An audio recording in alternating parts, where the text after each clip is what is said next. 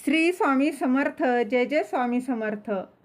केवळ शोभेसाठीच नाही तर नशिबासाठीही घराच्या भिंतीवर कोणते चित्र असावे याचीच माहिती या व्हिडिओत मी तुमच्यासोबत शेअर करणार आहे. तर वास्तुशास्त्र, त्याचबरोबर वास्तूमध्ये सुख, शांती, स्थैर्य हवं तर यासाठी कुठली चित्र जी आहेत ती भिंतीवर असावीत. तर सर्वात पहिलं म्हणजे आपल्या घरामध्ये केवळ भिंती आणि फर्निचर नसतं, तर तिथे एक प्रकारची ऊर्जा जी आहे ती वास करत असते. तर वास्तुशास्त्रानुसार भिंतीवर लावलेली चित्र किंवा कुठले पेंटिंग्स वगैरे आहेत त्या शोभेच्या वस्तू नसून त्या घराच्या ऊर्जेवर मोठा प्रभाव टाकतात.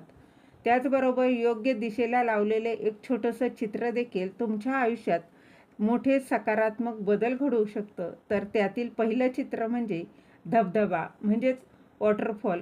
हा उत्तर दिशा बघा, धबधबा म्हणजे वाहतं पाणी, हे पैशाच्या आणि संधीच्या ओघाचं प्रतीक आहे. घराच्या उत्तर दिशेला धबधब्याचं चित्र लावल्यानं घरामध्ये शांतता वाढते आणि आर्थिक मार्ग देखील मोकळे होतात.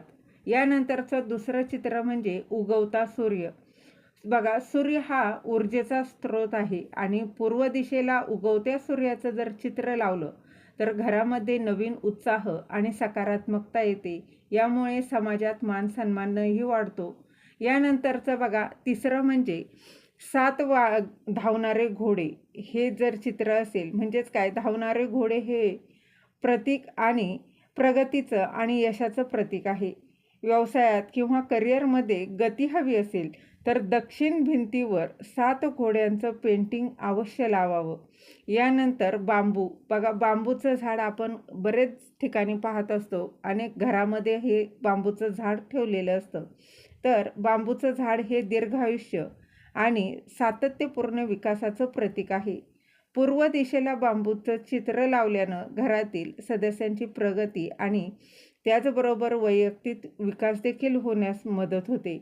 यानंतरचं बघा पेंटिंग आहे ती म्हणजे मंडला आर्ट. बघा, मंडला आर्ट हे विश्वातील समतोलाचं दर्शन घडवतं. तर पश्चिम दिशेला हे चित्र लावल्यानं मनाला स्थिरता मिळते आणि आयुष्यात ताळमेळ राखण्यास देखील मदत होत असते. तर असे काही ही शुभ चित्र आहे ते घरातील बघा भिंतींवर अगदी लावलं तर त्यातून जी सकारात्मक ऊर्जा जी आहे ती मिळत असते आणि घरामध्ये सुख, शांती, समृद्धी, त्याचबरोबर पॉझिटिव्हिटी घरात येत असते. तर हे काही चित्र आहेत ती अवश्य लावा.